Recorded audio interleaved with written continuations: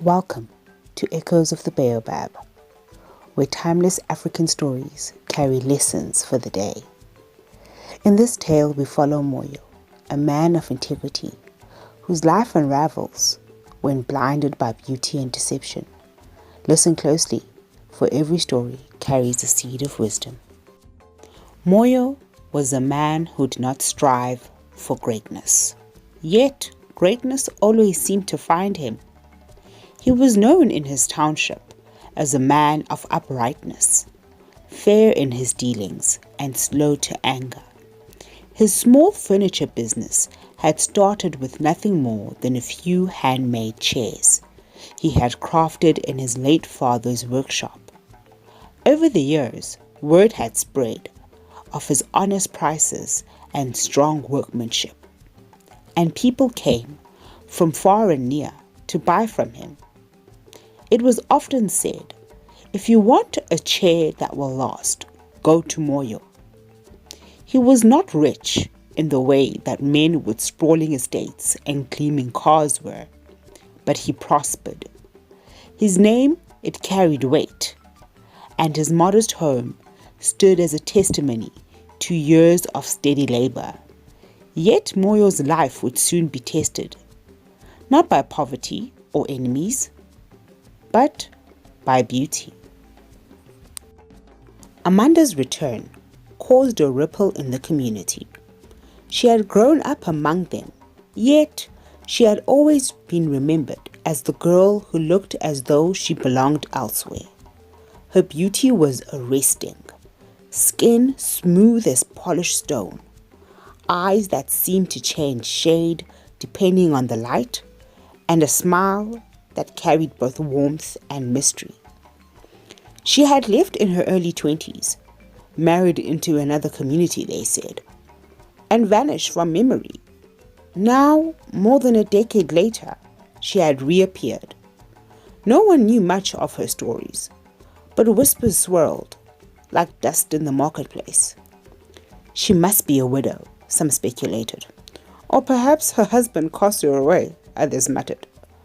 But look at her, men would say, their voices tinged with admiration. Surely a woman of such beauty must bring blessings to any house that she enters. Moyo heard the talk, but when he first laid eyes on Amanda, he forgot the caution that had led him throughout life. Amanda and Moyo met on a late afternoon when Amanda walked into her shop, her presence commanding the space as though she had always belonged there. Moyo, she said softly, as if she already knew him, though he could not recall ever speaking with her before. Yes? His voice caught in his throat. I've heard so much about your work. I need a table, something elegant, sturdy, timeless even. It's from her home, you see. Her tone was smooth, her words deliberate. Moyo felt as though each syllable was crafted not merely for communication, but for enchantment.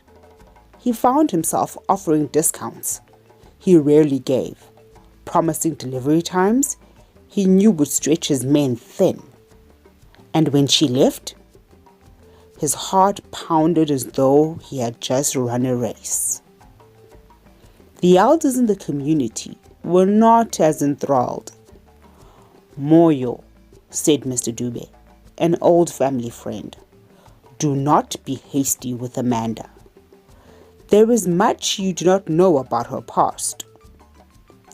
She's a woman alone, Moyo defended. Surely she deserves kindness, not suspicion. Dube shook his head. Kindness is not the same as blindness. Look carefully before you bind yourself to her.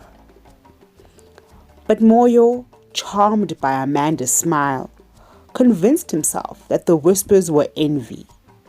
He wanted her beauty to mean goodness. He wanted her charm to mean virtue. And in time, he asked for her hand, and Amanda with a graceful nod, agreed. Married life with Amanda was nothing like Moyo had ever known.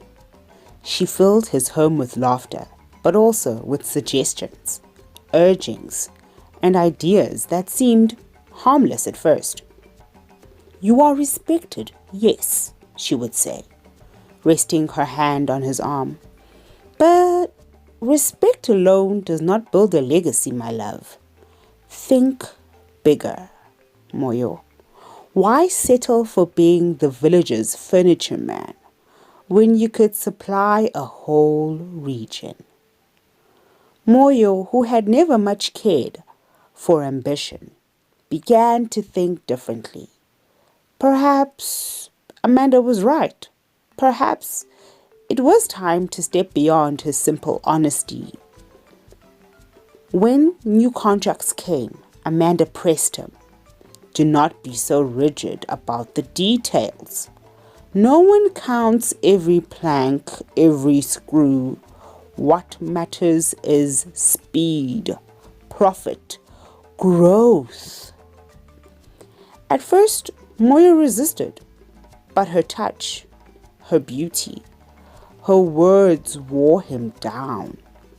He began to cut corners, to agree to deals without thorough inspection, to promises more than he could deliver. And Amanda, she praised him. "Now you're building, my love. You're building wealth. Now you're becoming the man you were meant to be." During this time, Moyo met Chike, a businessman from the neighboring town. Chike was shrewd, but also honest, a man who had heard of Moyo's reputation and sought him out for partnership. They signed an agreement to supply furniture for schools, a contract so large it would elevate Moyo's name to heights he had never imagined. One evening, after reviewing paperwork, Chike spoke quietly. "Moyo, may I ask you something personal?" "Of course," Moyo replied. "Your wife, Amanda. Is she the same Amanda who once lived in Mbare and married to Kato?" Moyo frowned. "Yes. You knew her husband?" Chike's expression darkened. "Knew of him. Kato, he was once a strong man, respected in his trade. But after Amanda, he changed. He abandoned his values, pursued wealth recklessly, and died in debt. There were rumors, of course. Some say his death was no accident. That Amanda, she pushed him into dealings with dangerous people." Moyo's stomach tightened. That cannot be true. Amanda was beautiful?" Chike interrupted. "Yes, but beauty can be a cloak. I urge you, brother, open your eyes. I have seen men destroyed, not by enemies, but by the women they refuse to see clearly. At the very least, make your own inquiries." Moyo returned home unsettled. He confronted Amanda gently at first, but she laughed it off. "People will always talk, my love. Do not let their envy poison your heart." But as the weeks passed, the truth, it began to reveal itself in fragments. Mismanaged funds, contracts signed in his name without his full knowledge, loans taken under false pretenses. Each thread, once tugged, revealed a knot tied by Amanda's hand. And by the time Moyo fully realized the depth of this deception, it was entirely too late. His reputation had long since crumbled. Customers who had trusted his integrity had turned away. And Chike, he withdrew from the partnership reluctantly. Creditors, they circled him like vultures. And Amanda, one morning, she was just gone. No note, no farewell, only debts and shame left in her wake. Moyo sat alone in his workshop, surrounded by the smell of sawdust and the echoes of his past. His hands, once steady in creating honest work, now trembled as he tried to carve. He thought of the warnings he had ignored, the counsel he had brushed aside, the truth he had refused to see because he wanted Amanda's beauty to mean virtue. Integrity, once lost, was hard to regain. He bowed his head, whispering into the emptiness.